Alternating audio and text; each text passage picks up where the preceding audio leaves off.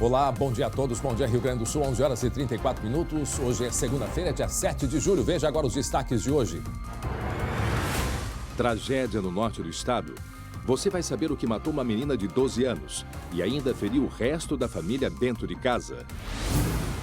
Novo ciclone no estado. Semana deve ser de risco de enchentes, deslizamentos, temporais e até granizo. A meteorologista Estael Cias ao vivo vai atualizar a previsão para os próximos dias. Bandeira preta. Rio Grande adota as medidas mais restritivas de distanciamento controlado no estado. Como vai funcionar a cidade? Na capital, a prefeitura endurece as regras para aliviar o sistema de saúde. Ao vivo, uma entrevista com o prefeito Nelson Marquesan Júnior. O SBT Rio Grande é sua companhia na hora do almoço e que vai até 1 da tarde, já está no ar.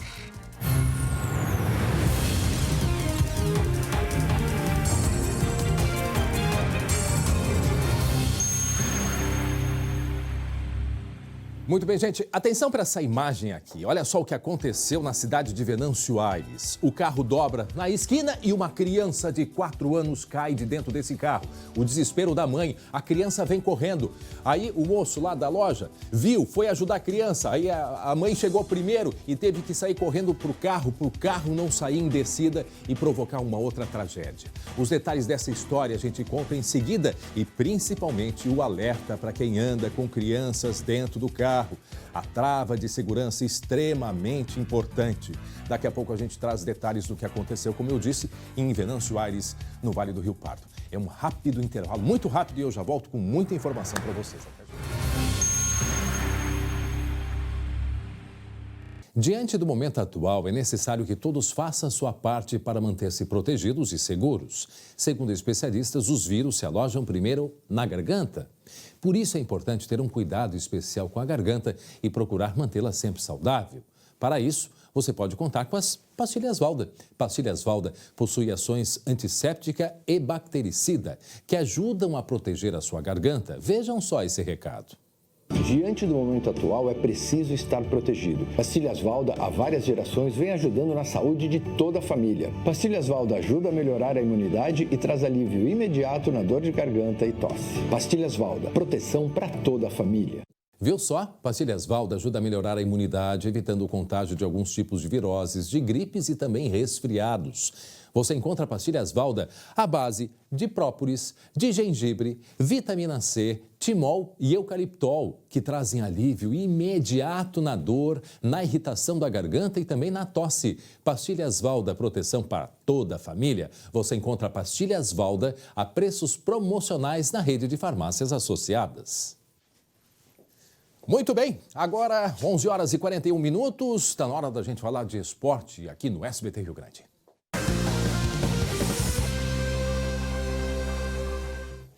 Para Biscoito Zezé, carinho que vem de família, meu irmão Glauco Paza. Tudo e afinal, bem? Tudo tranquilo. Começando aí mais uma semana que promete muitas emoções, não é verdade? Olha só, o Grêmio Porto Alegrense vai se tornar Grêmio Catarinense. É verdade? Isso vai treinar em Santa Catarina, Glauco? Olha, resta saber quando, porque o anúncio foi feito. Sabe aquela história do fez que foi, mas não foi? Sim. Da Alessandro? Tem uma estratégia também nisso tudo. Né? O Everton faz muito isso dentro de campo, fez que foi, mas não foi. Bom, pela projeção inicial, o Grêmio já deveria estar em Santa Catarina, treinando no CT do Criciúma. O enviado foi para lá, avaliou instalações, hotéis e o próprio CT, só que o Grêmio ainda não foi. Há pouco, o Jeremias Werneck, nosso colega, conversou com o presidente do Grêmio, Romildo Bolzan, que disse o seguinte: não, a gente está reavaliando as datas. O objetivo é ir mais próximo do início do Campeonato Brasileiro. Por quê? Porque se a gente for agora treinar com bola lá e depois voltar e não tiver como treinar aqui, não vai fazer muito sentido, né? E não vai ter jogo logo em seguida. A projeção, lembrando, é de recomeço das atividades a nível nacional no dia 9 de agosto para a dupla Grenal, Campeonato Brasileiro. Enquanto isso, o Gauchão ainda é uma interrogação. A última informação é o seguinte: 26 de julho pode voltar a rolar a bola pelo Campeonato Gaúcho. Esta é a intenção da Federação Gaúcha de Futebol. Mas tem gente que só quer treinar. É o caso da dupla Brapel. A prefeitura autorizou, Brasil e Pelotas vão fazer os exames para pelo menos treinar fisicamente. Enquanto isso, olha só, em Ijuí, o São Luís está com um problemão, viu? Porque o time voltou a treinar, fez os exames, só que 3 jogadores foram confirmados com casos positivos de coronavírus e 8 pessoas que tiveram contato com esses atletas tiveram que ser afastadas, até por uma questão de precaução. Então você pega um grupo que é pequeno e aí imagina o drama lá em Ijuí, né, André? A gente vai ter que aguardar as próximas semanas, até porque, né, Glauco, a gente começa a partir de amanhã aqui em Porto Alegre um rigor extremamente grande no que se refere ao distanciamento controlado, mais rigoroso ainda do que a gente teve lá no início de abril. Então, a gente não sabe como que os números vão se apresentar. Mas tem notícia boa, viu? Tem? Tem notícia boa. Nem tudo é só preocupação. Falei agora, olha, acabei de falar com o Julinho Camargo, técnico de futebol. Ah, sim, ele estava semana passada, estava internado. Foi internado, estava em estado grave. Isso. E ele acabou de me dizer o seguinte, olha, saí da UTI ontem à noite, estou no quarto, estou ainda no oxigênio porque faz parte da recuperação, mas estou melhorando. A minha esposa, no caso a esposa dele, né, também está internada, só que ela há mais tempo já estava no quarto, num quadro bem melhor que o dele. Boa sorte ao Julinho, tomara que dê tudo certo, o Julinho Camargo, que se recupere realmente desse problema aí. E ele que te respondeu, né? Acabei de falar com ele aqui. Que legal. Deve estar, se não estiver nos acompanhando, vai chegar até ele nosso abraço aí bem forte. Está nos acompanhando, sim. Recuperação plena. Um grande abraço a ele. Um grande abraço. Bom, falar nisso, né, em todas essas consequências aí da pandemia, nós falávamos há pouquinho sobre Porto Alegre, né, Glauco, que vai ter a partir de amanhã um rigor, controle com relação à circulação. Tu fizeste no final de semana uma reportagem a respeito disso, né, e com diversas restrições. E a explicação para isso, né, tem duas. O aumento no número de mortes, né, e também a preocupação com a ocupação das UTIs, não é mesmo, Glauco? Exatamente, até porque a gente sabe que Porto Alegre pega muita gente de outras regiões também, né? Não é só a ocupação de porto-alegrenses nesses leitos de UTI. E que me surpreendeu, mas não tanto assim. Eu já esperava algumas pessoas falarem, mas muita gente disse o seguinte, ó, demorou muito para interditar a orla do Guaíba, André. Que é aquela velha questão, tanta gente se acumulava ali, né? É verdade. Bom, mas a gente vai ver agora, na tua reportagem no final de semana, os detalhes do que vai mudar então a partir de amanhã. Uma corrida, mas essa é sem sair do lugar. Longas filas para garantir todos os produtos antes do fechamento do mercado público. A estratégia é adiantar, tentar hoje conseguir comprar o que vai se precisar para a semana que vem, está se adiantando a compra. Os comerciantes estão preocupados. Alguns alimentos não podem ser estocados e vão estragar. Para nós, mais do que qualquer coisa, hoje é um apelo que o mercado fique em aberto, porque nós trabalhamos com alimentos, nós trabalhamos com produtos perecíveis, nós nos abastecemos para servir à população. Mudança também nos supermercados. A partir de segunda, será permitida a entrada de apenas uma pessoa por família. O novo decreto proíbe o funcionamento dos salões de beleza, igrejas, academias e revendas de automóveis. O vale-transporte de quem não trabalha com serviço essencial será bloqueado.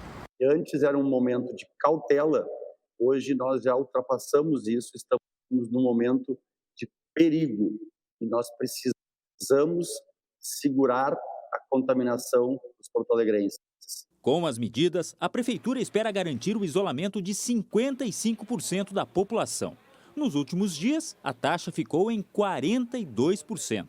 O Rio Grande do Sul foi dividido em 20 regiões. Metade está na classificação de risco alto, a chamada bandeira vermelha, que indica alto índice de contágio pelo coronavírus. 715 mortes foram confirmadas.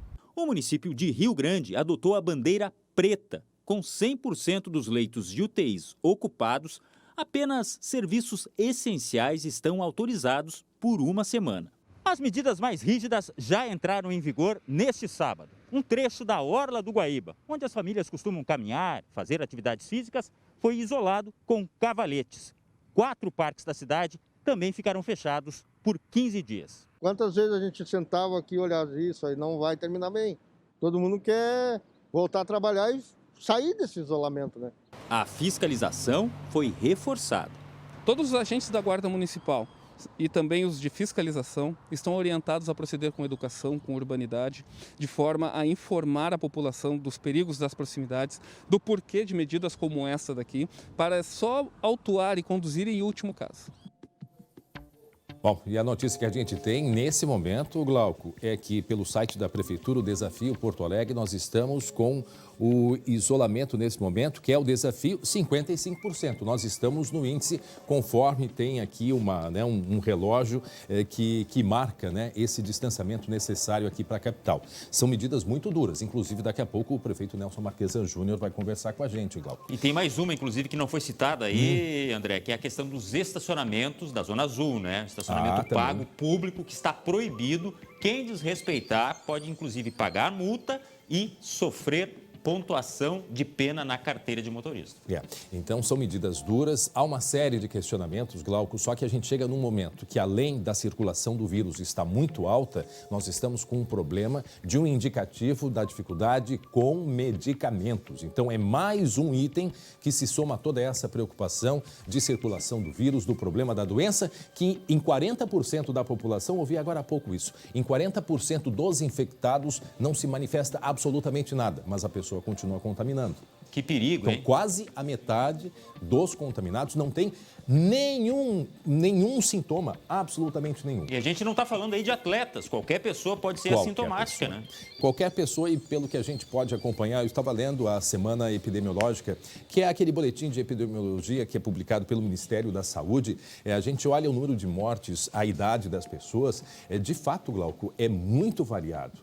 É muito variado mesmo. E se a gente compara o número de pessoas que morreram por influenza, que é a gripe comum, comparada com a Covid, os números são alarmantes. Em São Paulo, por exemplo, de 14 mil pessoas, né, que morreram pela Covid, o número de mortes por influenza foi de 70. Imagina, de 14 mil para 70. Então, é um número que é bastante preocupante. Em seguida, Nelson Marquesan Júnior conversando com a gente. Até já. Obrigado. Olha só essa imagem aí. Olha só esta imagem.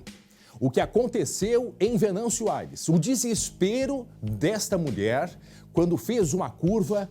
O que é que acontece? A porta se abre e uma criança de 4 anos é jogada para fora do carro. Olha quantas coisas aconteceram aí nesse meio tempo. A tragédia podia ter acontecido. Olha a porta se abrindo ali, a criança caindo, meu Deus do céu. Em primeiro lugar, a criança não se machucou. Não se machucou. Aí, em segundo, não veio ninguém atrás. Observem que não veio nenhum carro e logo em seguida começa a vir a movimentação de veículos. Outra quase tragédia que acontece aí foi o carro que a mãe desesperada, né, ela foi atrás da criança e deixou o carro e o carro vai sozinho. E aquele senhor que está parado ali na porta, ele vai correndo e consegue segurar o carro. Vamos mostrar de novo a imagem, né? Olhar ponto por ponto, porque a gente vê que esse senhor, que é proprietário de uma loja ali, ele está... Olha a criança caindo. Ele está parado bem na porta com o celular na mão. E aí ele vê a criança caindo e veja que a criança não se machucou absolutamente nada. Uma criança de 4 anos. A mãe diz que não sabe o que aconteceu, porque a criança estava na cadeira e ela diz que a porta sempre fica trancada. Mas aí, não sei se a chave de segurança estava acionada, que também é importante, alguns carros é na própria porta, outros já são automáticos. Não se sabe ao certo o que aconteceu. O que se sabe é que a criança, com 4 anos, cai de dentro do carro. Aí depois ela sai correndo para pegar a criança, veja a movimentação de veículos que vem atrás, poderia ter um carro vindo, uma moto, sei lá, ou podia ter acontecido de fato uma tragédia. O momento que a criança cai do carro, a mãe logo observa, para o veículo, a criança vem correndo e ela já vai, vejam que a criança já vai em direção à calçada, né? E aquele senhor ali que é proprietário de uma loja, que viu tudo, foi ajudar a mãe. Quando ele viu que a criança estava em segurança, ele foi correndo para o carro, porque aí era uma descida e o carro ia seguir adiante. Quer dizer, foi assim um conjunto, não aconteceu nada de grave, mas poderia ter sido uma tragédia.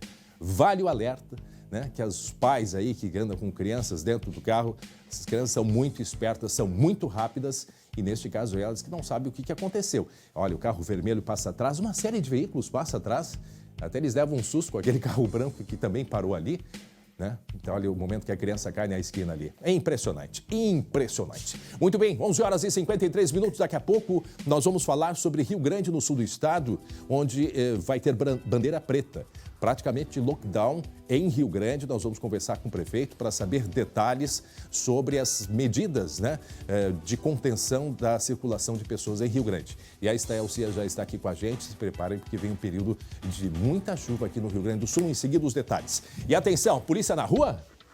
20 anos de idade e uma trajetória dedicada ao crime. 20 anos, eu disse. Vejam só a experiência deste especialista em criminalidade. O Guilherme Roquette tem os detalhes pra gente. Boa tarde, André. Boa tarde a todos. Pois foram 5 meses de investigação da Delegacia de Roubo de Veículos do DEIC, aqui da Polícia Civil. O que aconteceu, André? A polícia identificou um jovem de 20 anos que utilizava de um perfil falso para atrair motoristas de aplicativo e aí então roubar tanto o carro quanto os pertences das vítimas. Mas isso eu vou explicar daqui a pouco. Primeiro eu quero falar um pouco da trajetória desse jovem. Em 2016, ele tentou assaltar, ou melhor, assaltou, um bar no bairro Bom Jesus, aqui em Porto Alegre.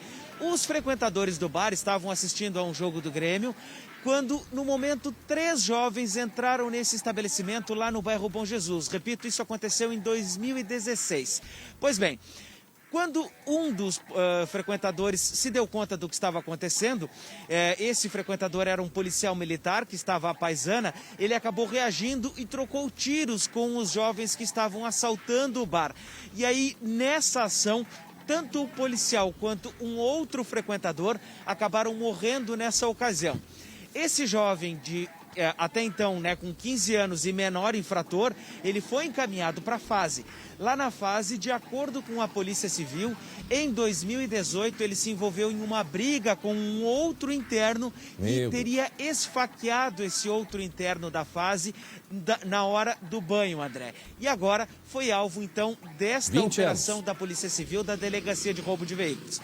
20 anos. E por ter 20 anos, também se utilizava de uma facilidade, talvez, dessa gurizada com a tecnologia. O que ele fez, André? Ele criou um perfil falso em uma rede social, aliás, em um aplicativo de transportes. A partir desse perfil, ele chamava corridas. E aí, então, abordava os motoristas no meio do caminho. Ele e um comparsa entravam no carro e, num determinado ponto da corrida, ele apontava a arma. Para um dos motoristas, ele colocou a arma na nuca do motorista. E aí mandava que o condutor dirigisse até um determinado local. Lá o condutor era então assaltado, tinha o carro e todos os pertences roubados.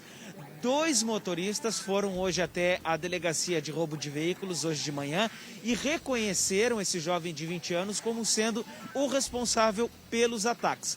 Mas tem outro detalhe, André, que chama bastante atenção nessa história. O local onde ele foi preso, no bairro Praia de Belas, aqui em Porto Alegre, zona central da capital, um bairro de classe média. Ele estava no apartamento que fica no 3º andar de um prédio na Avenida Praia de Belas e morando com a mãe e com o irmão. O irmão já com tornozeleira eletrônica, porque foi preso pela Delegacia de Roubo de Carros com um carro roubado no ano passado.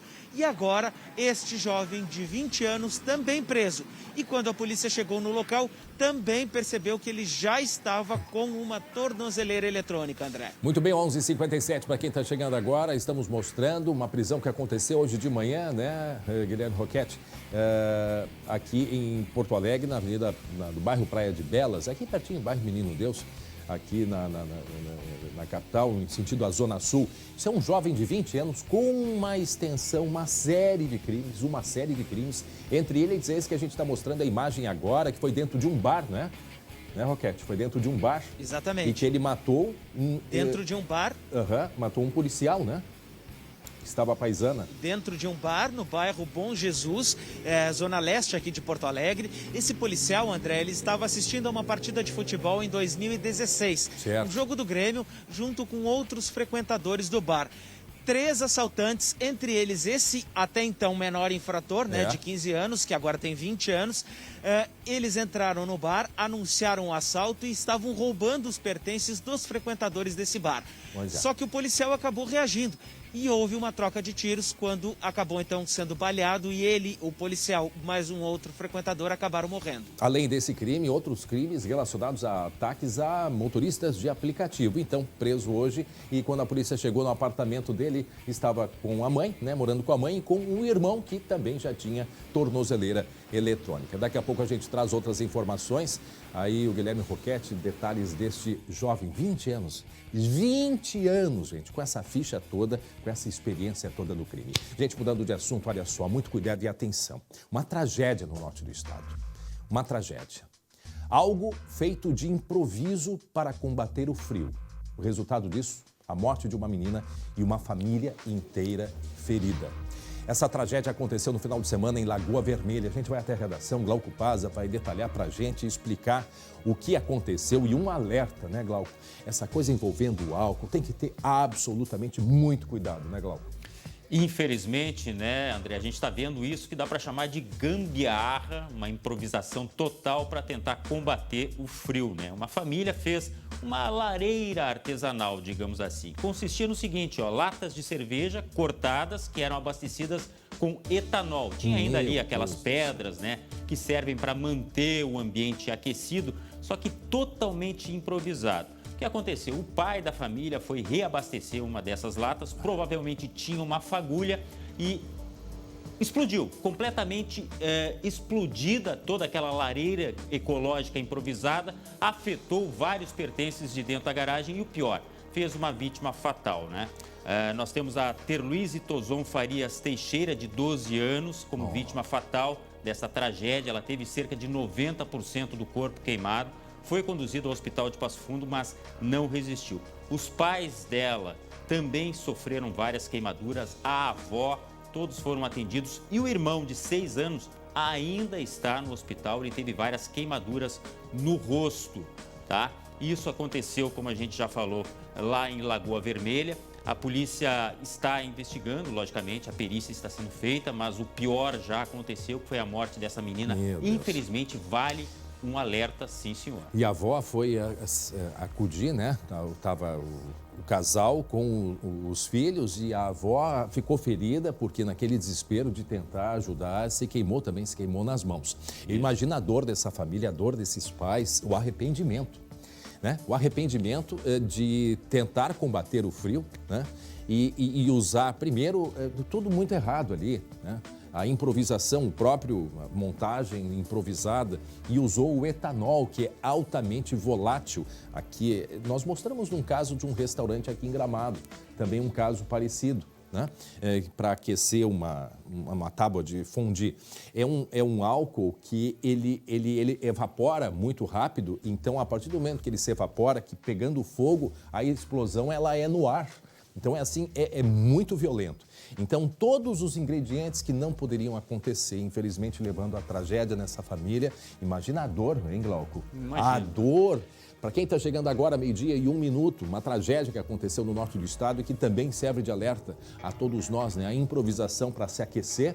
Tem muita gente, antigamente se fazia isso muito, Glauco. Se usavam as espiriteiras, botavam um pouquinho desse álcool normal de casa e as pessoas acendiam, né, o fogo. Mas isso era outra época, gente. Claro, isso era outra época. Até naquela época existia com muito mais facilidade o álcool acima de 90%, o álcool 92%, que agora, teoricamente, está proibido de vender em supermercado, né? Não tinha o gel, era líquido somente ainda. Essa lareira improvisada estava na garagem da casa. O objetivo era justamente reunir a família, né, diante do frio, para tentar combater o frio, só que a improvisação aí acabou dando um resultado terrível, André. Terrível. E outra coisa, aí não tinha o álcool gel. Hoje o álcool gel ele é muito prático, por isso, né, a própria evaporação dele é muito mais lenta. Então, pequenos cuidados que infelizmente não tiveram. Obviamente não era o objetivo desse pai. Imagina a dor desse homem hoje, né? De perder uma filha assim e ter o restante da família ainda feridos, né? Isso é um período de frio, é verdade, mas esse tipo de improvisação, esse tipo de álcool utilizado, que era o etanol, que é o álcool combustível, mais errado ainda. Então fica o nosso alerta, o nosso pedido. Essa menina chegou a ser internada, né, Glauco? Ela foi levada para o hospital de Passo Fundo e só quem viu já alguma explosão envolvendo álcool sabe o quanto é perigoso. Cuidado até aqueles que usam álcool para churrasqueira, viu, André? porque dá um deslocamento de ar muito forte. A perícia já avaliou a residência e disse que não houve comprometimento. Só que o pior, como eu disse antes, já está feito, foi uma vida perdida. Lamentável. Daqui a pouco a gente volta para falar mais deste assunto. Agora, 12:03, a gente sabe que neste caso aí foi por causa do frio que essa família, para se aquecer, inventou esse aquecedor aí caseiro e, infelizmente, essa tragédia. Bom, com relação a isso, gente, nós vamos ter muitos dias, né, de frio nos próximos dias, inclusive com chuva. Vamos falar então mais agora da previsão do tempo?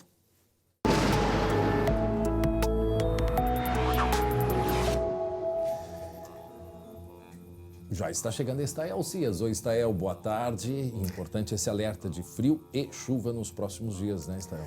Boa tarde. Nós temos aí uma situação de perigo nos próximos dias. Por quê? Primeiro, nós temos que falar da semana passada, né, André? Nós tivemos chuva excessiva, o destaque ficou por conta do vento, mas a chuva foi muito volumosa na semana passada e alterou completamente o cenário no Rio Grande do Sul, porque a gente saiu de um período de estiagem, os rios estavam baixos, era um motivo de grande preocupação e agora os rios estão em situação de cheia. Então, nós temos um cenário de vulnerabilidade, um cenário de risco, um cenário de perigo, porque os rios estão cheios, especialmente entre o centro e o norte do estado, onde vai voltar a chover em grande quantidade, vai chover muito. Então, pessoas que moram nessas áreas mais próximas a rios, que costumam transbordar, rios que já se encontram numa situação de cheia, muita atenção nesta semana. E outra informação importante, as pessoas estão muito preocupadas e apavoradas. Fazendo comparações, né, com o ciclone bomba da semana passada.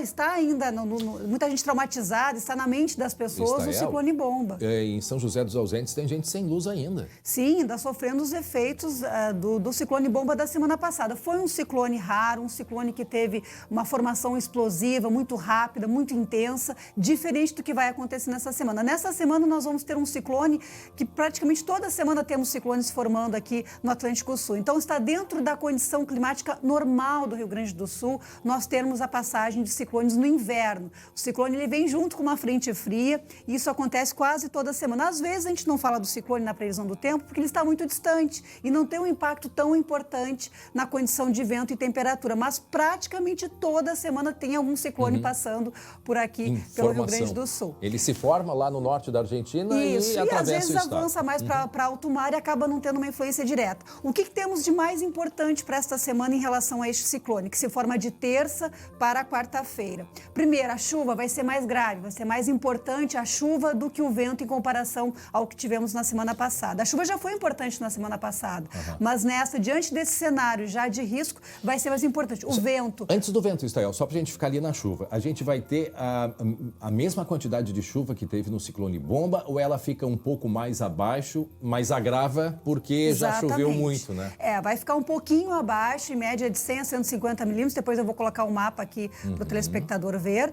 Mas a situação é diferente. A situação já é de risco. Já tivemos famílias que foram removidas semana passada, algumas já voltaram ali na região do Caí, mas aqueles rios que têm seus afluentes, ou seja, os rios nascem lá na região da Serra, nascem na região do Planalto, esses são os rios de maior risco, porque vai chover nessas áreas mais altas e depois a água vai escoar para as regiões de baixada de vales, Vale do Rio Pardo, Vale do Taquari, Vale dos Sinos, especialmente, Rio dos Sinos, Gravataí, Caí, são os rios mais importantes. A gente já falou da chuva e agora a gente fala do vento, né? O vento que já trouxe aí grandes prejuízos, não só no setor elétrico, mas também a questão de muitas casas e áreas destelhadas. O vento ele vai ser menos grave, mas vai ser importante, porque nós devemos ter rajadas de 60 a 80 km por hora, que é uma rajada importante que pode trazer aí de novo o risco de queda de árvores, até porque o solo está encharcado, né? Então tem risco de queda de árvores, haverá impacto também no setor elétrico e especialmente, de novo, áreas do leste e sul do estado. Então, Grande Porto Alegre, litoral, todo em torno da Lagoa dos Patos e também municípios do sul do estado.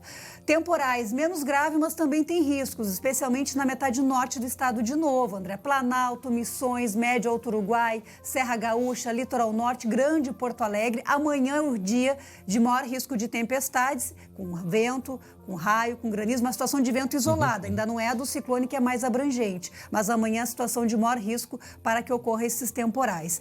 Risco de enchentes é um processo temos 2 cenários em relação à chuva. Primeiro, há risco de alagamentos amanhã, porque vai chover muito forte. Então, áreas urbanas, como a Grande Porto Alegre, pode ter risco de alagamentos. E a enchente é um processo um pouco mais lento, porque essa descida da água das áreas mais altas em direção aos vales é um processo que demora 2, 3 dias. Então, o impacto, por exemplo, em Porto Alegre, na região do Guaíba, vai se dar mais para o final da semana. Então, apesar de parar de chover na quinta-feira, os rios terão que continuar sendo monitorados, porque vai ter esse processo de descida da água da chuva para essas regiões. Deslizamentos de terra, o solo está encharcado, o sol apareceu muito pouco no fim de semana, então o solo está saturado de água nas regiões de serra, ainda tem risco de queda de barreiras, menos grave do que a semana passada em relação a essa chuva, mas o cenário é de grande risco. E a falta de luz, muito menos grave do que a semana passada, mas é um risco porque 60, 80 km por hora vai ter impacto também na rede elétrica. E a gente já teve, foram quantos postes que caíram? Pelo menos 700 postes nas áreas de abrangência da CF foram 700 derrubados postes aí pelo vento da semana passada. Então... Glauco Paza. Ô André, eu olho para Estael também me lembro dos gafanhotos, tá? Só para dar uma posição aí, os gafanhotos que não congelaram, o governo da Argentina providenciou lá, fez uma aplicação, inclusive de pesticida. Calcula-se que 30% dos bichos tenham ido dessa para melhor.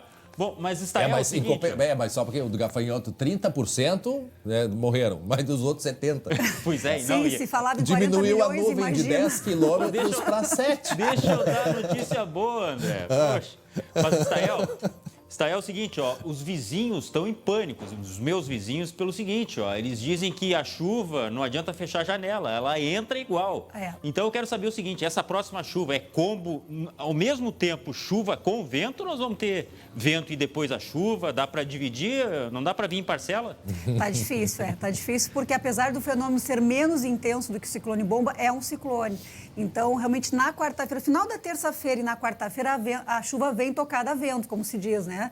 Tem vento junto com a chuva. Então, realmente, vai ter que fechar bem a janela aí para não ter a casa molhada. E aqui esse mapa é muito importante porque mostra aqui a previsão de chuva nos próximos dias, tá? Então, nessa área grande aqui em amarelo, é a projeção de 100 a 150 milímetros. Então, é um volume praticamente de um mês inteiro em pouco mais de 24 horas, porque grande parte dessa chuva aqui desse mapa, ela vai se dar durante a terça-feira e ainda em parte da quarta-feira.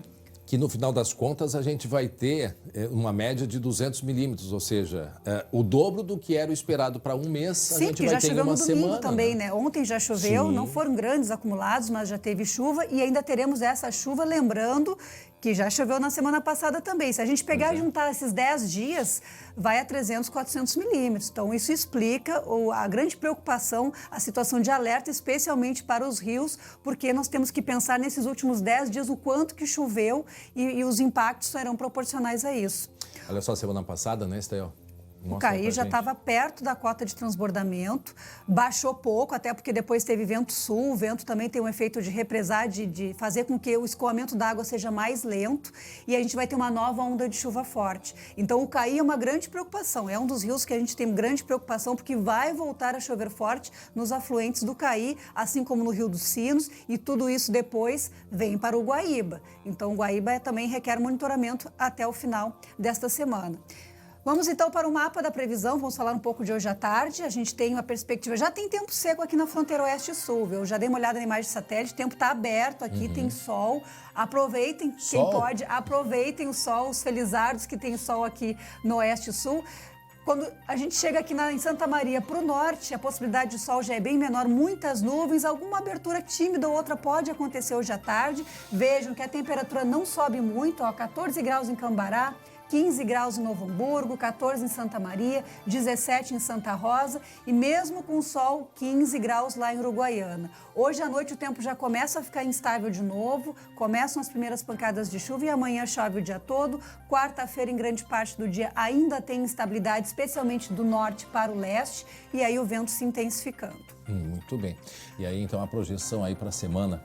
Semana em Porto Alegre, vejam aqui, chuvosa, terça-feira chuvosa, com risco de temporais na região metropolitana, não só em Porto Alegre, temperatura variando pouco, não é frio intenso, mas é uma temperatura amena. O frio chega aqui entre quarta e quinta-feira, a gente troca a chuva pela queda forte da temperatura e na sexta-feira, André, na quinta-feira eu vou detalhar mais, mas já adiantando para quem nos assiste, na sexta-feira de novo teremos um amanhecer com muitas marcas de temperatura abaixo de zero mais uma vez. Exatamente uma semana depois, que a sexta-feira passada também foi de geada ampla no Rio Grande do Sul. Aqueles campos brancos de geada, na sexta-feira tem de novo. Isso é efeito do ciclone que quando vai se afastando para o oceano, ele suga o ar polar da Antártida. Isso, e traz para a gente de novo. Traz para a gente aqui uma amostra, uma pequena amostra do ar da Antártida. Então, se preparem, mais uma semana complicada. Primeiro a chuva, o risco de cheia e o vento também, que pode trazer aí risco para a população. A gente vai continuar acompanhando, monitorando e trazendo todas as informações. Obrigado, Stael Cias. E daqui a pouco, também isso se reflete, essa instabilidade toda aqui em Porto Alegre. Em seguida, a gente vai conversar com o prefeito de Porto Alegre, Nelson Marquesan Júnior, sobre os efeitos também, do ciclone em período de pandemia e principalmente agora que nós temos aí uma série de ações sendo feitas em Porto Alegre para, de uma vez por todas, que a população se conscientize que precisa fazer a sua parte, que é parar de circular. Ter os cuidados básicos. É difícil da gente compreender, claro que é muito difícil. O próprio prefeito Nelson Marquesan sempre diz é muito ruim para um prefeito tomar medidas como essas. Ele não foi eleito para isso e a gente imagina que de fato não tenha sido, mas é essencial nesse momento a conscientização de cada um. Por isso, bloqueada aí a beira do Guaíba, o que foi saudado por muitas pessoas, inclusive, que há mais tempo já vinham perguntando por que a orla do Guaíba não era bloqueada, porque tem o efeito didático também, pedagógico nisso tudo. Opa, se a orla está fechada é que a coisa está feia. Talvez assim as pessoas vão começar a compreender o porquê da necessidade. É claro que nós sabemos que muitas pessoas, todos precisamos trabalhar, precisamos estudar, mas enfim, ninguém escolheu estar no meio de uma pandemia. E isso é o que precisa ser feito nesse momento de crise que nós vivemos, para que a gente também não tenha isso se prolongando cada vez mais. Mas em seguida, a gente vai conversar com o prefeito Nelson Marquesan Júnior, lembrando que a partir de amanhã nós temos regras diferentes, inclusive das regras da bandeira vermelha, que é o distanciamento controlado feito pelo governo do estado. Então a gente vai ter partes da bandeira vermelha e outras regras, outras mais rigorosas, restrições editadas através de decreto pela Prefeitura da capital. Então a gente tem aqui assim, em Porto Alegre, o mercado público e o mercado ali do Bonfim, permitido apenas teleentrega ou pague leve, ou seja, não dá para acumular pessoas ali. Os supermercados, apenas 50% do estabelecimento, ou seja, o número de funcionários, e também do estacionamento, recomendação de uma pessoa por família. Isso está mais do que na hora de acontecer, porque vai mãe, pai, filho, vó, todo mundo junto. Gente, em plena pandemia não dá. Ah, mas o pessoal está junto no carro, deixa dentro do carro. Desce um, se tem que descer, que desça um. Está na hora da gente começar a ter que cuidar disso também e agora, portanto, os supermercados com essa orientação de que apenas um integrante por família. Academias, proibido funcionamento. Não tem mais por tantos metros quadrados, não pode mais entrar em academia. Isto vale, repetindo, a previsão é de 2 semanas dessas determinações aqui. Salão de beleza e barbearia, serviços de aparelhos telefônicos e veículos, proibido funcionamento a partir de amanhã. Salão de beleza e barbearia, serviços de aparelhos telefônicos e também venda de veículos está proibido funcionamento. Ferragens e comércio de materiais de construção, equipes reduzidas e com restrição por número de clientes. Sem falar nos tradicionais, distanciamento entre as pessoas de 2 metros, álcool, gel, o uso de máscara, isso é muito importante. Então essas as restrições, temos mais aqui. Vamos virar a página, restrições em Porto Alegre. Comércio e serviços. Somente os considerados essenciais. Lá no artigo 13 do decreto 20.625 tem a lista de tudo que é essencial.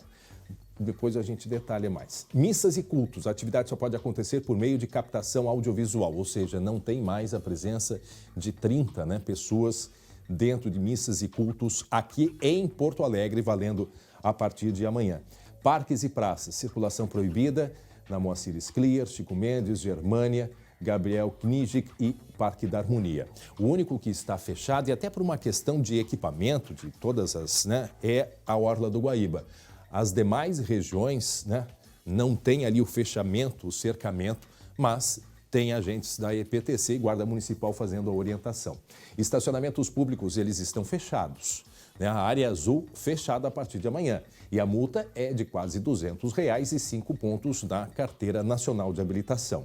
Essa área azul, quem estacionar entre 7 da manhã e 7 da noite, será multado em R$ 195,23. Então tá aí, bem claro isso. A área azul está proibido estacionar.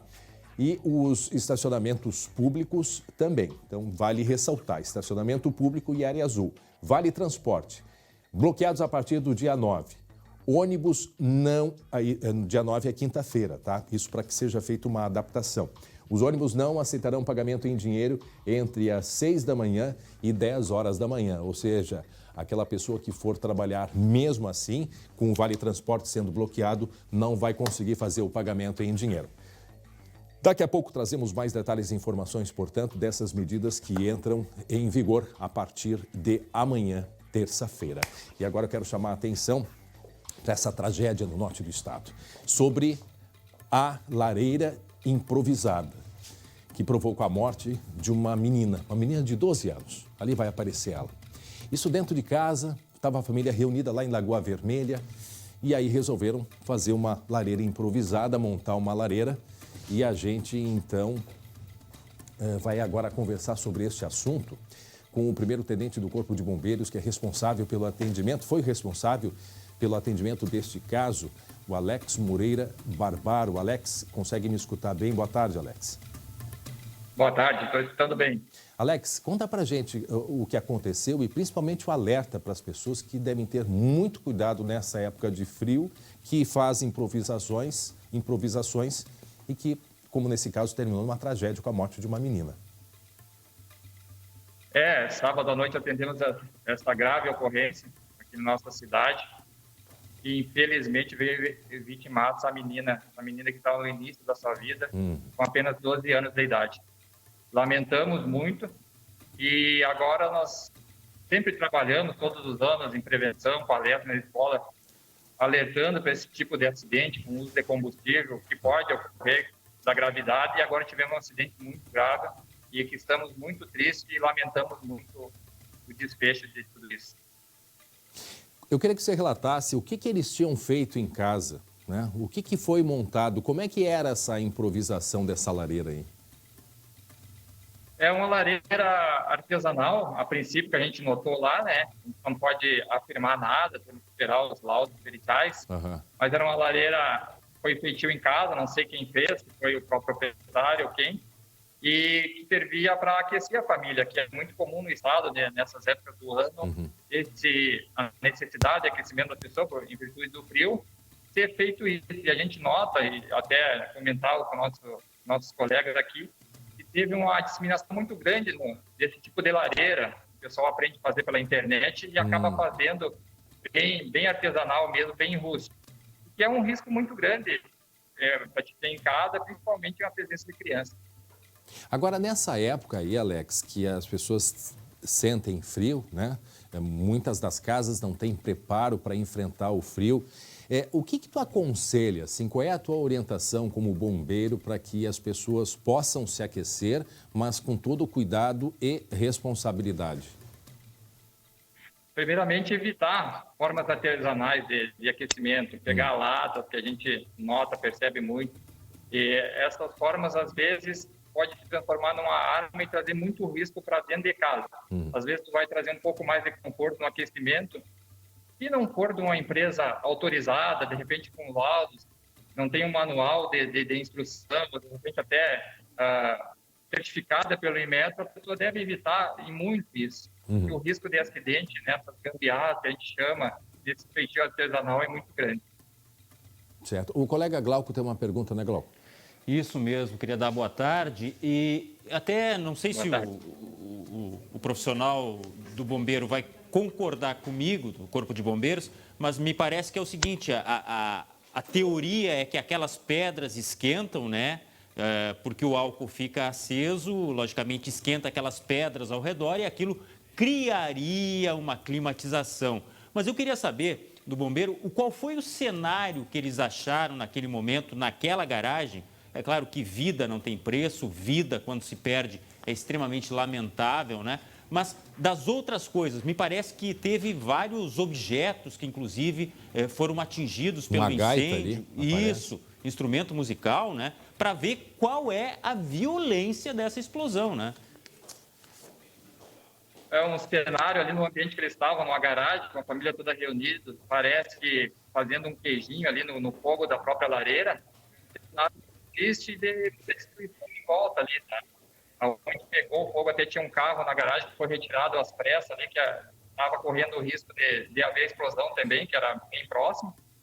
E um cenário muito triste, com toda a família reunida para confraternizar, vamos dizer assim, fazer um momento de reunião da família e ocorrer isso.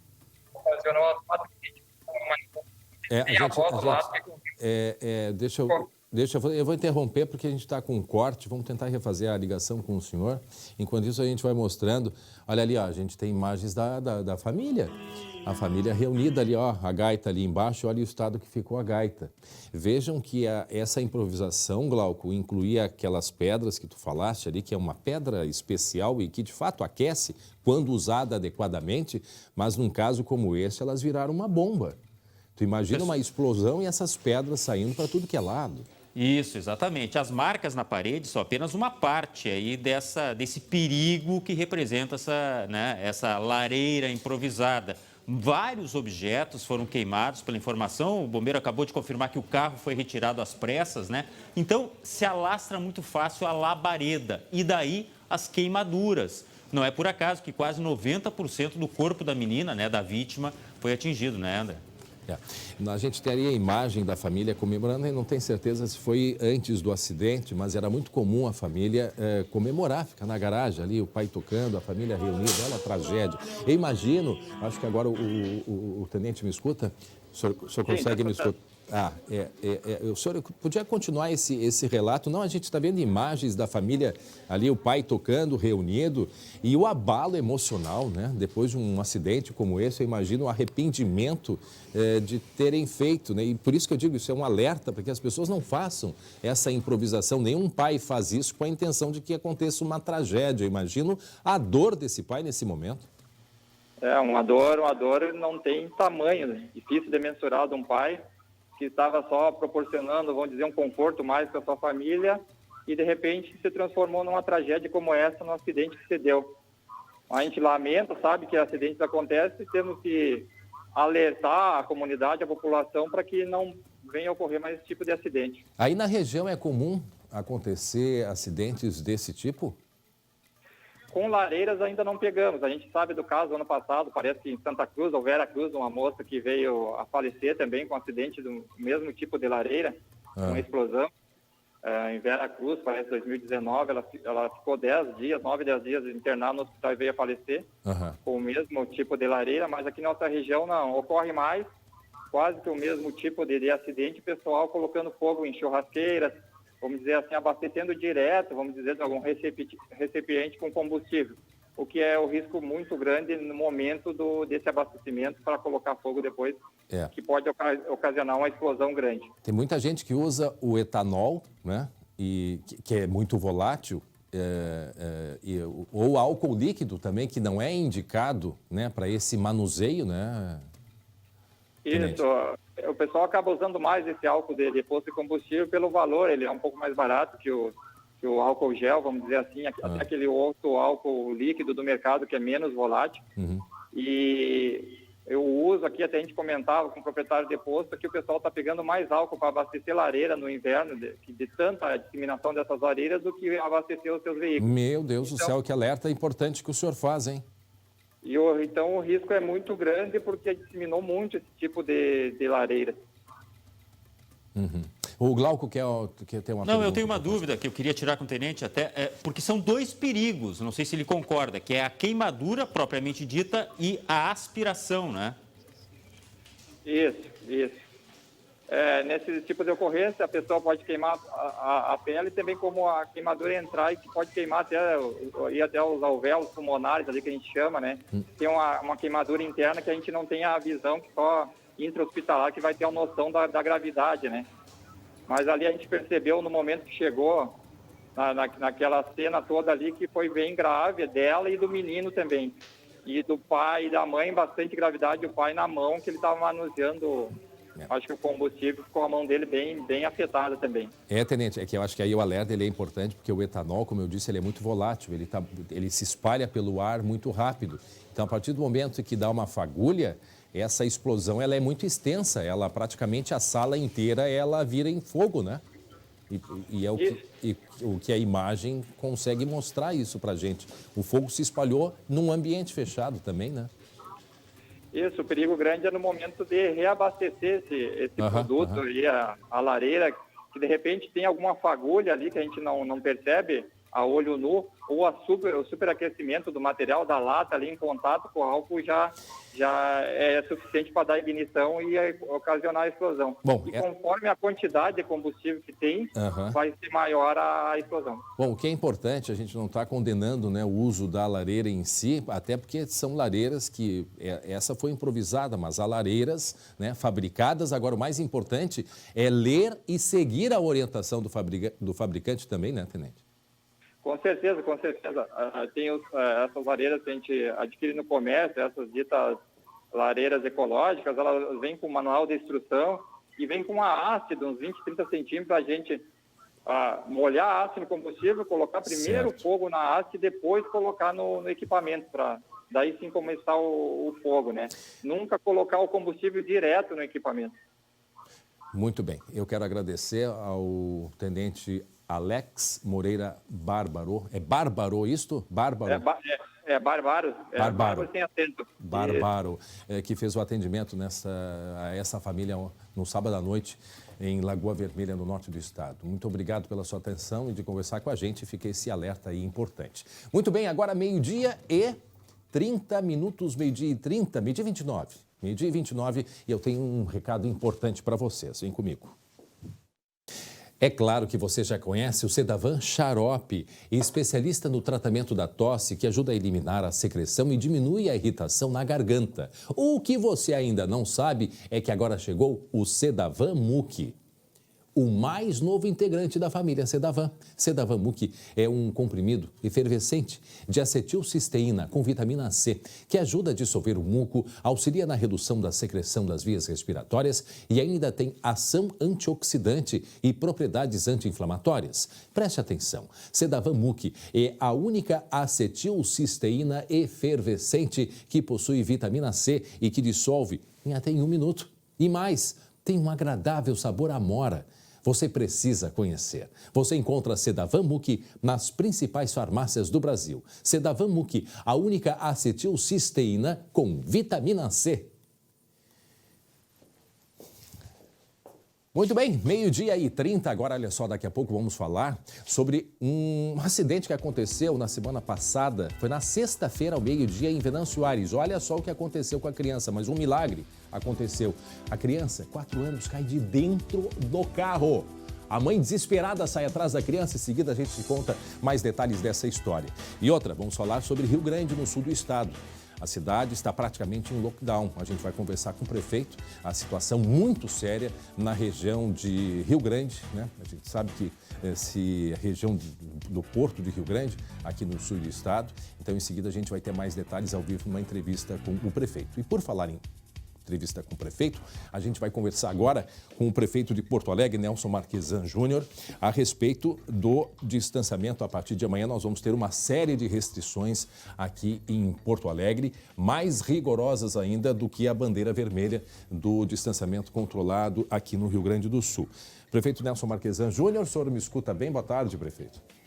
Boa tarde, André. É um prazer estar conversando contigo e com todos os telespectadores aí do SBT. Bom, eu acho que agora a gente entra, né, prefeito, num momento muito crítico, que é aquele momento que a gente sempre sabia que poderia chegar.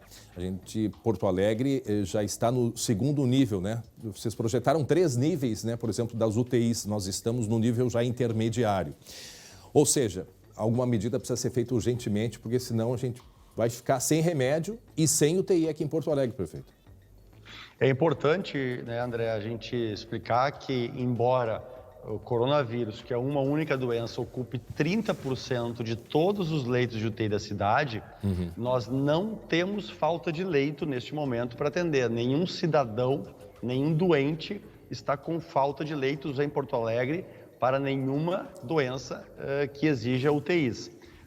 Mas o que nos leva a tomar esta medida, como foi o que nos levou a tomar as medidas em março do início do ano, quando a gente restringiu atividades, o que nos leva a tomar medidas restritivas é a velocidade da demanda por leitos de UTI. Nenhum lugar do mundo, André, conseguiu expandir as suas estruturas de saúde ao ponto de não precisar controlar as atividades econômicas para controlar a circulação do vírus. Isso é muito triste, é lastimável, tem um reflexo econômico e social terrível, mas é só com esta medida que o mundo inteiro até hoje conseguiu controlar epidemias, para que a gente não tenha pessoas morrendo sem atendimento. E isso não ocorreu e a gente vai fazer o máximo para não ocorrer em Porto Alegre. Agora, prefeito, onde é que está o erro? Eu escutei hoje, assim, diversos setores, né, lideranças, e o senhor tem conversado com todas elas, por exemplo, da área do comércio, todos têm sugestões, né, para que se pudesse fazer um equilíbrio e que cada setor pudesse abrir um pouquinho e atender a todos. Há uma pressão muito grande, muitas lojas já dizendo que vão fechar as portas. Enfim, imagino que essa pressão deva ser muito intensa. Agora, já com a experiência que o senhor tem com os seus técnicos aí sobre a circulação do vírus, onde é que está o erro? A partir do momento que a gente abre, né, a circulação das pessoas. O simples fato das pessoas circularem contamina, ou o erro está em nós e não sabermos nos comportar mediante a presença do vírus? É importante a gente entender que isso é uma questão populacional, de massa, né? E não buscarmos, assim, culpados específicos, este setor ou aquele setor. Eu vou dar um exemplo que eu tenho certeza que todos os porto-alegrenses, principalmente as mães e os pais, vão entender. É muito normal no Paraná, Santa Catarina e Rio Grande do Sul, as emergências infantis, emergências pediátricas ficarem lotadas no inverno. Este inverno, elas não estão lotadas em Porto Alegre. Este inverno, nós temos as emergências infantis, pediátricas, quase sem nenhum movimento. Por quê?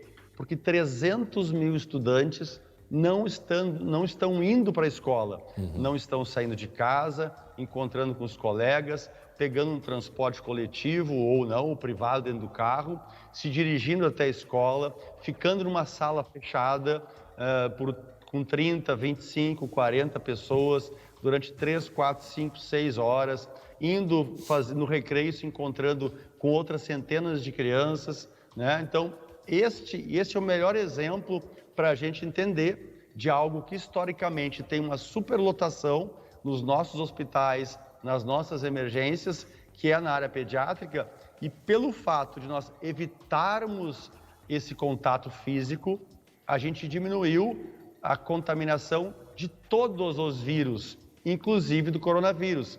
Esta contaminação, esta diminuição de contaminação nas crianças é um bom exemplo para explicar a diminuição de contaminação do coronavírus em nós adultos. Se a gente não se encontrar com muitas pessoas, se a gente evitar deslocamentos por vários locais onde tem várias pessoas, a gente vai diminuir a circulação. Então não é o culpado nenhum erro. Eu repito, André, nenhum lugar do mundo evitou mortes sem evitar a circulação e, infelizmente, através da interferência em atividades econômicas, que é o que nos move todo dia, né? A gente caminha. A gente se move por isso. A gente caminha, antes da pergunta do Glauco, a gente caminha para um fechamento total aqui em Porto Alegre, prefeito? Acredito que não. Com as medidas que nós tomamos no final do mês passado, que eu espero que já tenha algum reflexo nessa semana, e com as medidas que estamos tomando essa semana, a gente espera que nas próximas 2 semanas a gente tenha uma diminuição na pressão, né, por leitos de UTI, e consiga diminuir um pouquinho essa demanda e possibilitar a gente prever já, fazer uma previsão de diminuição das restrições, principalmente nas atividades econômicas, que a gente sabe, a gente não ignora, tem reflexos terríveis né, na vida de dezenas de milhares de porto-alegrenses, e não é o nosso desejo, mas é a alternativa que se tem para a gente evitar óbitos, mortes. Medidas que valem por 2 semanas, né? O Glauco tem uma pergunta. Glauco. Prefeito, boa tarde, prazer falar com o senhor. Há poucos dias nós conversamos com o secretário extraordinário de enfrentamento do coronavírus, Bruno Mirage, a respeito da Orla. Questionamos sobre o fechamento da Orla, por que não era feito. Ele disse que não representava um risco. Agora a Orla está fechada. Por que está representando neste momento um risco? É importante a tua pergunta, Glauco. Por que as pessoas têm mais problemas respiratórios, mais síndromes respiratórias agudas no inverno, quando é frio? Muito mais do que por ser úmido ou por ser frio pela temperatura, é porque no inverno nós fechamos janelas, nós fechamos portas, nós ficamos enclausurados, seja no nosso trabalho, seja no ensino, seja em casa.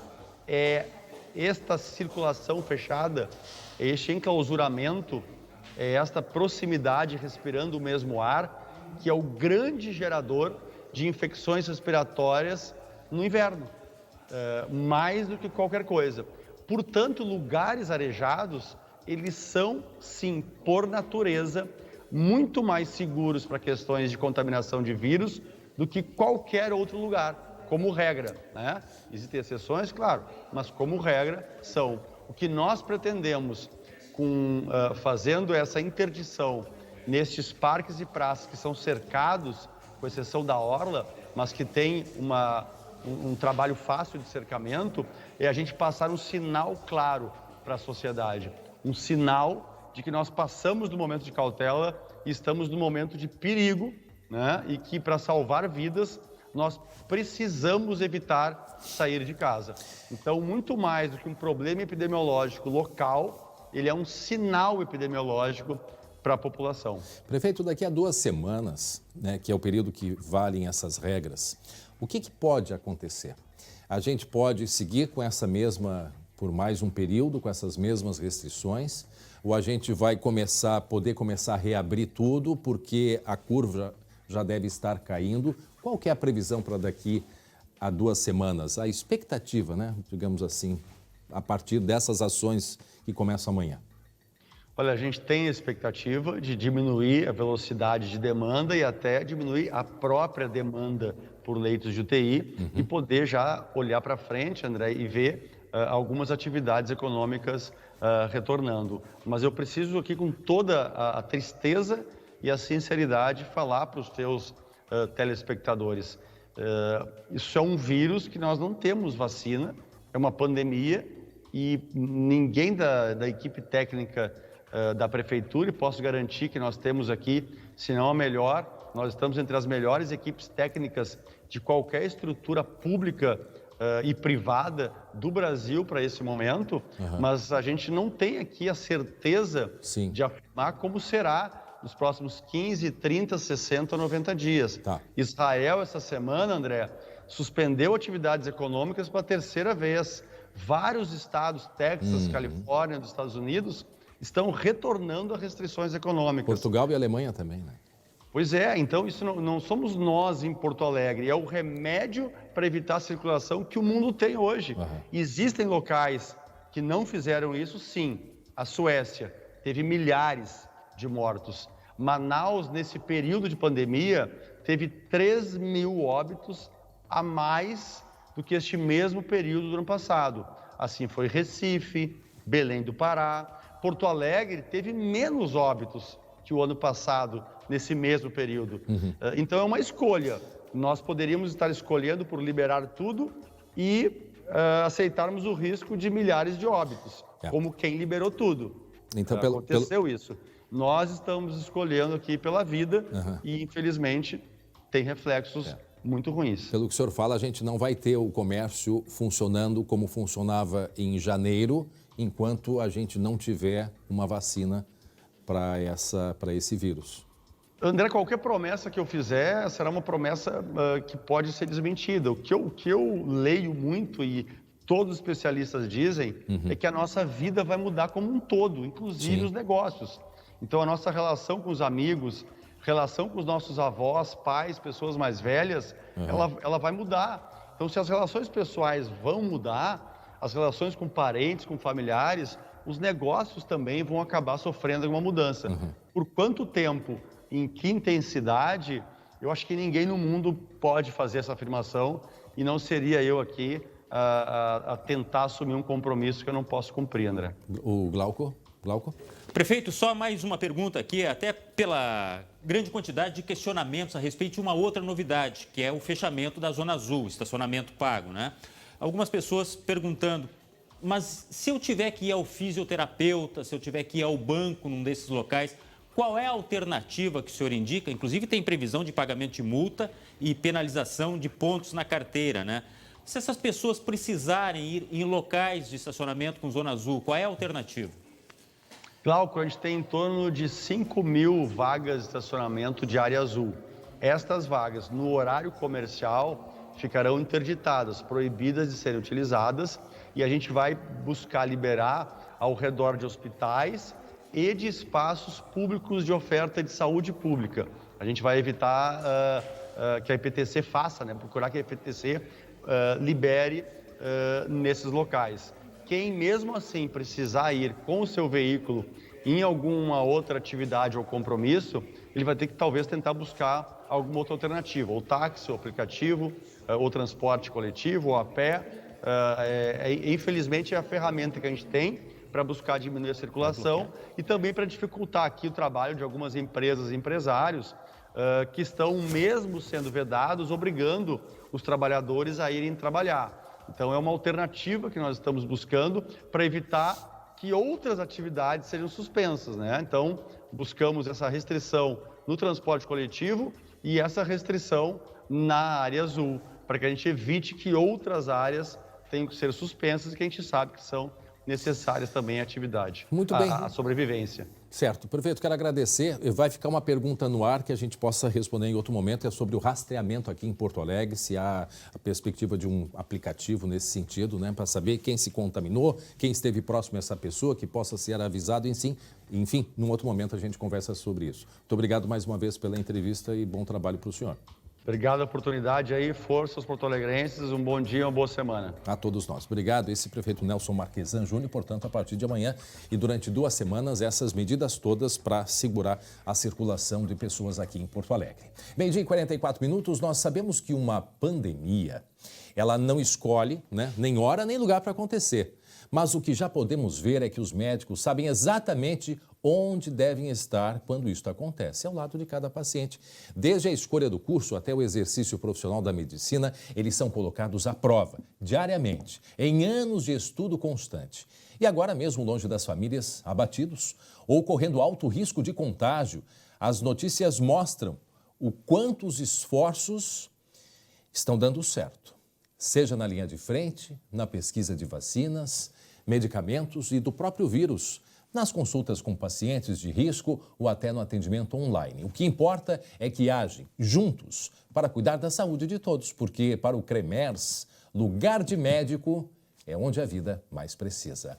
Muito bem, meio-dia e 46 minutos e atenção à polícia na rua. Por quê? Porque um jovem se aproveitava de um perfil falso no aplicativo de transporte para assaltar motoristas e roubar os carros. Ele foi alvo de uma operação agora de manhã. E preste atenção na ficha criminal deste menininho de 20 anos. 5 mandados de busca e apreensão e 4 de prisão foram cumpridos nessa manhã. Um dos alvos, a casa do líder da quadrilha. O jovem de apenas 20 anos morava com a mãe e o irmão em um apartamento no bairro Praia de Belas, região central de Porto Alegre. Ele já estava com tornozeleira eletrônica. O assaltante usava um perfil falso para atrair as vítimas. Ele chamava a corrida. No meio do caminho, com a arma apontada, ele obrigava os motoristas a dirigirem até um local determinado. Lá, roubava o carro e todos os pertences. Sempre mediante o emprego de arma de fogo. Essas vítimas já compareceu à delegacia hoje, agora pela manhã, depois da prisão, e reconheceu ele pessoalmente com 100% de certeza como sendo o autor do roubo do seu veículo. Em 2016, ele e 2 comparsas assaltaram um bar no bairro Bom Jesus, zona leste de Porto Alegre. Um policial militar que estava no local reagiu e houve troca de tiros. O PM e outro frequentador foram baleados e morreram. Depois, como interno da fase, ele esfaqueou um colega durante o banho.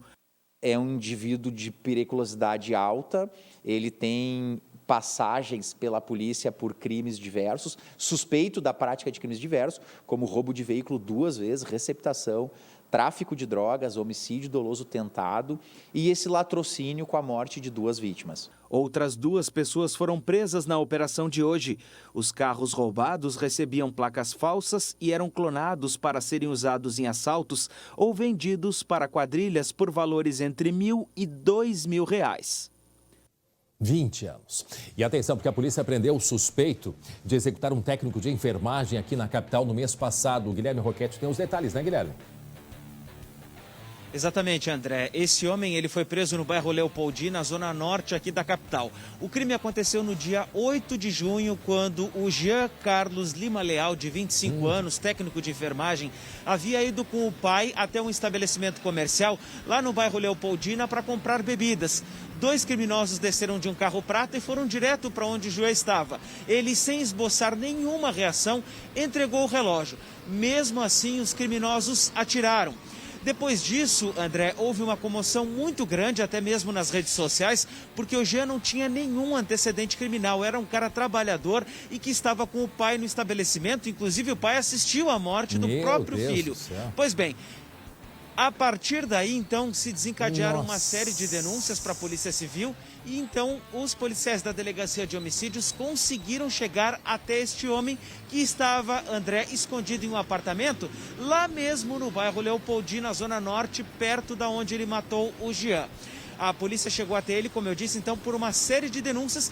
E este homem, André, já havia cometido uma série de assaltos a estabelecimentos comerciais naquela semana do dia 8 de junho, quando ele acabou matando o Jean, nessa ocasião em que nós estamos vendo. Pois bem, este homem então foi preso hoje e agora então a polícia espera trazer um pouco mais de tranquilidade, mas o que a gente não vai ter de volta é a vida do Jean, técnico de enfermagem que acabou sendo vítima nesse assalto lá no bairro Leopoldina no início do mês passado, André. Tá certo. Obrigado, Guilherme Roquete, pelas informações. Gente, olha só, vamos de novo aquela imagem da criança caindo do carro. Que susto! Gente, olha, podia ter sido uma tragédia. O carro em movimento. O Glauco, conta pra gente, Glauco, do que aconteceu lá em Venâncio Aires. Olha, um milagre, hein? Pois é, André. Olha, a imagem diz tudo, mas a gente pode complementar com algumas informações. Olha só, um menino de 4 anos, né? Você vê na imagem que a porta abre, a porta dianteira do veículo, o menino cai e sai caminhando depois, sai correndo, inclusive, mostrando que a lesão não foi mais grave. Aí um homem que estava ali, né, na calçada, que seria proprietário de uma loja, foi socorrer, mas a mãe desceu do carro rapidamente e pegou o menino no colo. O carro não ficou engatado, não ficou com freio de mão puxado, então o homem ajudou a parar este veículo aí. Um grande susto. O fato ocorreu na última sexta-feira, viralizou nas redes sociais e não é para menos, afinal de contas, é uma imagem fortíssima. A Franciele Haupt, a mãe da criança, contou que o filho estava preso na cadeirinha e ele mesmo teria se soltado e ido para o banco da frente. Aí abriu a porta e acabou acontecendo isso aí. Ó, para ali a imagem, volta ali um pouquinho. Vamos por partes, olha ali. Primeiro, essa pessoa ali, ó, ele está no telefone celular, né? Ele está com o telefone ali, olhando para fora, tá aqui ele, ó. Está olhando para fora quando ele se depara com a criança caindo aqui de dentro do carro. E aí o que ele faz? Ele vai correndo. Outra coisa, já vamos observar. Viram que não vê ninguém atrás? Ninguém, nenhum carro. E depois começa a movimentação. E aí a mãe vai desesperada para o menino e ele, vendo que a mãe já tinha ido proteger a criança, foi agora segurar o carro. Agora, olha o detalhe que vai acontecer. Me ajuda aqui, Glauco. Deixa a imagem rolar. Ó, para aí a imagem. Com todo respeito à mãe, eu não sei o que aconteceu, nem ela sabe muito bem explicar, mas me parece que ela disse que não foi acionado a segurança pelo lado de dentro, né? Porque assim, quando tu entra no carro, tu tranca as portas, mas a partir do momento que tu puxa ali a maçaneta, a porta abre. Precisa tem um botãozinho de segurança que faz com que a porta não abra por dentro, que me parece que é o que ele faz nesse momento aqui, né? me parece que ele tranca a porta aqui. Porque tem alguns carros que tu faz esse controle abrindo a porta. Não sei, dá essa sensação. Agora, olhando a imagem, me parece que foi até a porta da frente que abriu, na verdade. A informação que a gente tem, André, é que foi a porta da frente que abriu porque o menino teria se desprendido da cadeira e saltou para frente. Exatamente. Exato. Exatamente. E aí, só que a porta que ele vai a consertar é a de trás, né? Eu acho que causou uma confusão na cabeça dele naquele momento e não é para menos. Mas tu sabe quem tem carro e é uns modelos mais antigos, eu não sei como é que chama naquela parte, que tem uma trava de segurança. Que é quando tu aciona essa trava e aí tu não consegue abrir por dentro. Que é o que me parece que ele acionou nesse momento que ele vai atrás do carro ali e faz aquele movimento na porta. Mas tem uma série, tem alguns modelos que é na porta, outros tu bloqueia por dentro do carro, os mais modernos, né? Estamos aqui fazendo... conjecturas. Exatamente. Não, mas é uma série de boas notícias, apesar de tudo que aconteceu, né?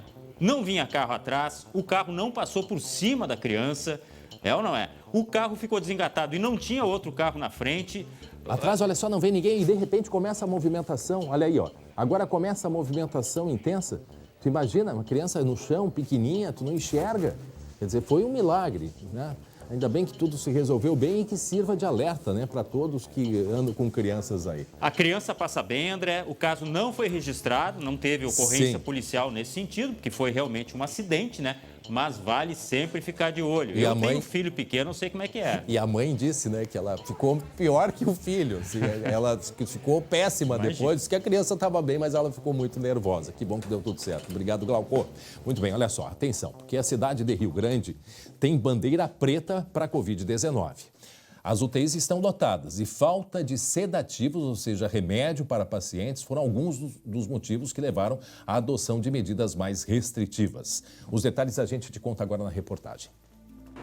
Rio Grande é o primeiro município gaúcho a instituir bandeira preta no estado. A medida foi anunciada no domingo. Uma cidade portuária, uma cidade logística, que apresenta uma circulação considerável de pessoas, seja pela rodovia, pela ferrovia, ou pelas águas, pelos nossos portos, e, consequentemente, nos traz um olhar de cuidado que precisa ser maior. Rio Grande possui os maiores índices de Covid-19 da região. 9 pessoas já morreram na cidade por conta da pandemia. A disparada dos casos, a escassez de medicamentos para tratar os pacientes internados, assim como a busca por leitos em UTI, levaram a Prefeitura a criar um modelo baseado nas bandeiras estabelecidas pelo governo do estado. Com 100% dos leitos Covid ocupados, praticamente 100% dos leitos de clínica geral também ocupados, a falta de sedativos na grande parte do estado do Rio Grande do Sul e no Brasil, dificuldade de termos acesso a sedativos e relaxantes musculares necessários para os leitos de UTI e também considerando que nos últimos dias, nós tivemos um crescimento exponencial nos casos de Covid. A Santa Casa de Rio Grande mantém suspensas as cirurgias eletivas. Com a colaboração de hospitais da região, adquiriu sedativos para UTIs em quantidade suficiente para mais alguns dias. Está permitido somente o funcionamento de serviços essenciais. Mercados e farmácias atendem com restrições ao número de clientes. Estão proibidos eventos em locais abertos e fechados, como no caso de missas e cultos, atividades esportivas e recreativas. Salões de beleza, imobiliárias, escritórios de advocacia e de contabilidade não podem funcionar. Algumas indústrias estão permitidas.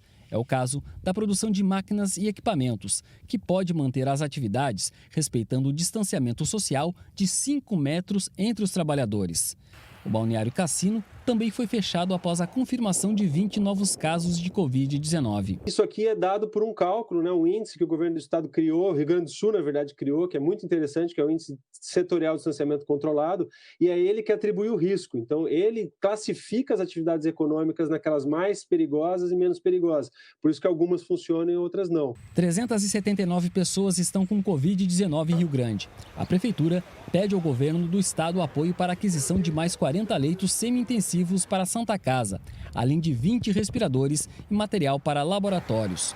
A indústria de alimentos, insumos e área portuária operam com regras do Ministério da Saúde. E agora, portanto, a gente conversa ao vivo com o prefeito lá de Rio Grande, Alexandre Lindemeyer. Prefeito, boa tarde. Me escuta bem, prefeito? Boa tarde, lhe escutando muito bem. Prefeito, como é que está a situação hoje aí na cidade? O senhor chegou a pensar na possibilidade de se fazer um rastreamento desses infectados, já que está tão grave, né? Os números tão graves aí na cidade?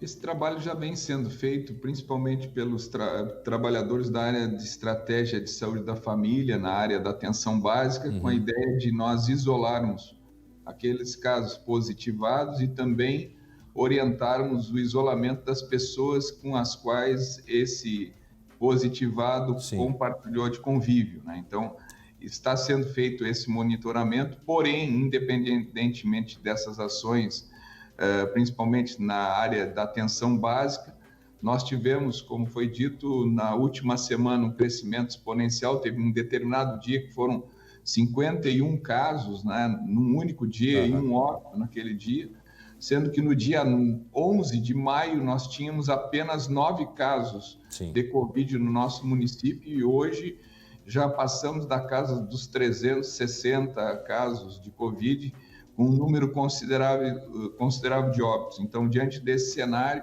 o Comitê Técnico em Saúde da cidade, representado aqui pela nossa universidade, prefeitura, Instituto Federal e também os hospitais, acabou deliberando por uma medida mais drástica, mais restritiva, com a ideia de que nós possamos diminuir a propagação desse vírus no nosso meio. E agora já está entra a partir de amanhã a bandeira preta ou já está agora? Na prática começou a partir de hoje, né, ainda sem aplicação de multas por conta de um tempo de adaptação, mas a partir de hoje já passou a vigorar a bandeira preta, sendo que grande parte dessas atividades inerentes, como construção civil, comércio, assim por diante, já estão parados. Prefeito, o nosso tempo já está muito limitado, mas assim a gente está à disposição de Rio Grande, do senhor, da prefeitura. A gente volta a conversar, se possível, essa semana para poder atualizar, também saber se o governo do estado está apoiando aí o pedido que foi feito pelo senhor. Então a gente vai continuar, tá pertinho aí de Rio Grande para prestar todo o apoio que for necessário, tá bem? Muito obrigado. Um abraço. Um abraço, prefeito Alexandre Lindemeyer, lá de Rio Grande, no sul do estado, com bandeira preta, pelo que ele falou já a partir de hoje. Está na hora de ir embora? O SBT Rio Grande está terminando. Lembrando que a segunda edição às 19h20, né? E a gente agradece a sua audiência e companhia. Voltamos amanhã, a partir das 11h40. Boa tarde, até lá.